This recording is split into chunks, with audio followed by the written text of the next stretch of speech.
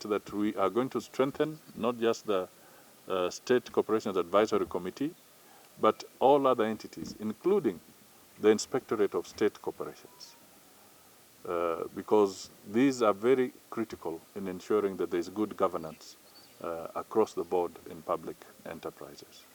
I gave the example that out of the 348 state enterprises that are there today, 79 of them are supposed to be commercial enterprises that pay dividends to the government of Kenya.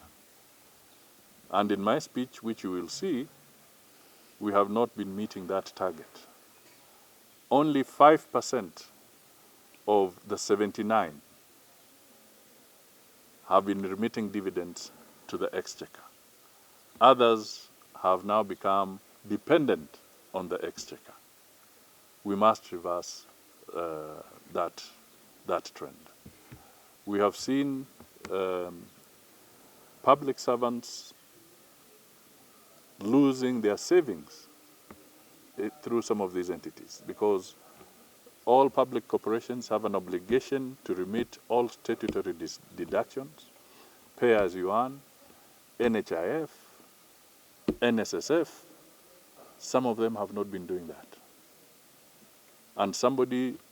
And even where employees have contributed to their various circles within that enterprise, you find that some of those entities have dipped into those savings, and you wake up one morning, it's a rainy day for you, maybe school fees, maybe medical problems.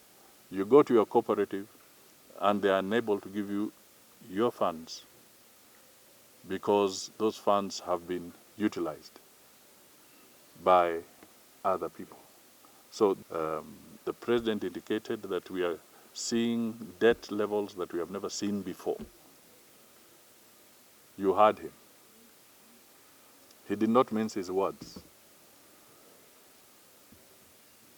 So he brought it out that we all have to pull up our socks so that we can get out of that dangerous situation that we are in.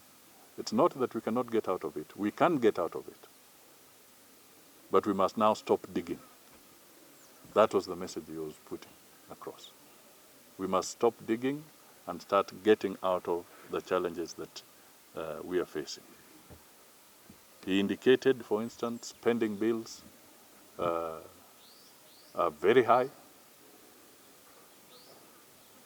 almost 1 trillion plus across the government, into the county governments, and therefore these are issues to address. And as I was speaking there, I was also pointing out that a vibrant economy is also dependent on a government that is also honoring its obligations. It is inevitable that somewhere along the line, as government, we must rationalize. Because are we duplicating? Are some of the entities actually duplicating functions? But that is something that must be done professionally and systematically, and then we can pronounce ourselves to the Kenyans as we go ahead. But clearly, when I spoke to the PSS a few weeks ago, I think you captured it. One of the things that we said is that we also need to make sure that we are doing an audit of our skill sets and our performance and the entities, because you may find that there is excessive duplication in certain areas where, if we worked smart, we can find fewer institutions undertaking some of these challenges. So this is something that must be done rationally, professionally, and in accordance with the law. But it is a very, very serious issue, not just within public entities, but even within government itself.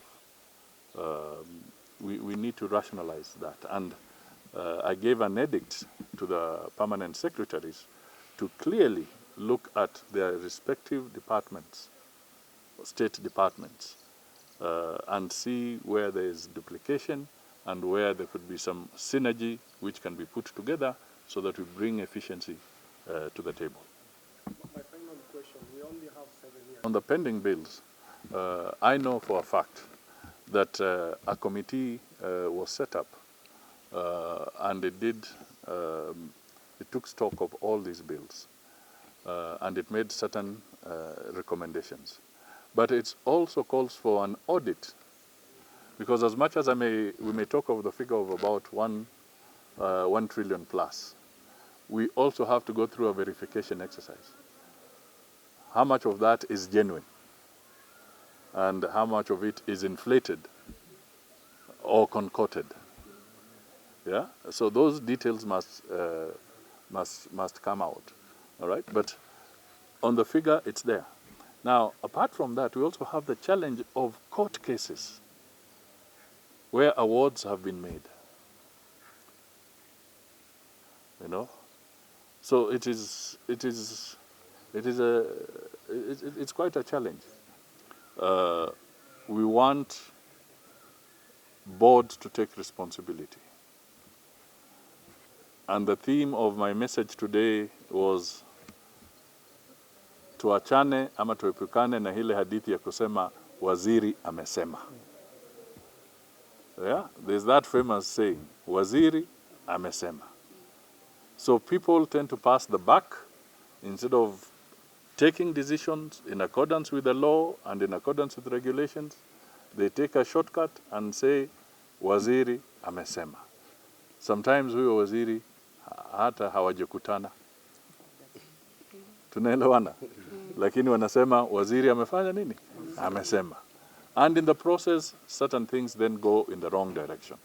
So the message we are saying is that let them be ethical, let them be professional, and let them be guided by the Mwongozo guidelines on matters of state corporations.